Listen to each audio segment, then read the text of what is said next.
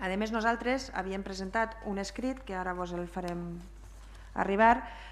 demanant la compareixença del president del Consell, del senyor Camps.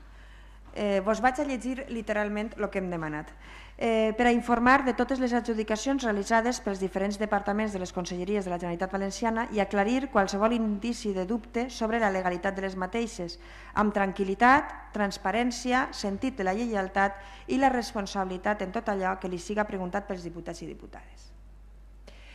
Suposo que vos sona, aquestes són les paraules que fa 2 dijous el president Camps se va comprometre a que compareixerien els consellers i conselleres esta setmana. Els consellers i conselleres, en un altre acte d'histrionisme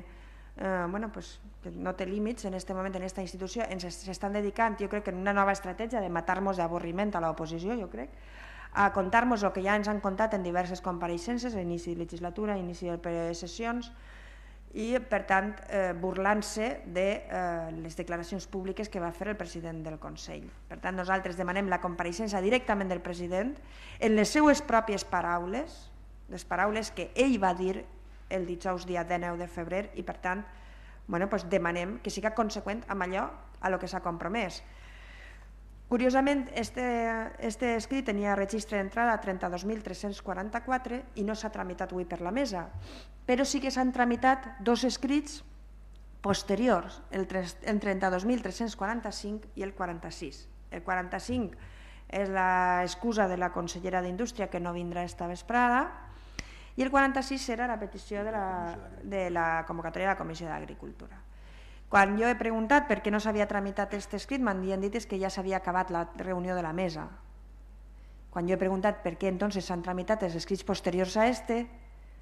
doncs ja no han sabut què dir-me, perquè evidentment si l'excusa era que s'havia acabat la mesa, que se tramiten els posteriors i no l'anterior, o s'havia acabat la mesa per a tot,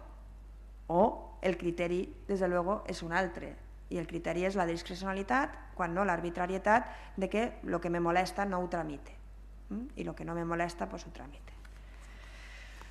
Aquest és el punt al que estem arribant en aquesta institució, però com jo vaig dir ja ahir en la comissió de coordinació,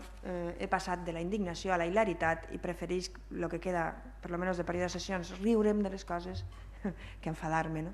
Per tant, donaré l'excusa per bona, sabent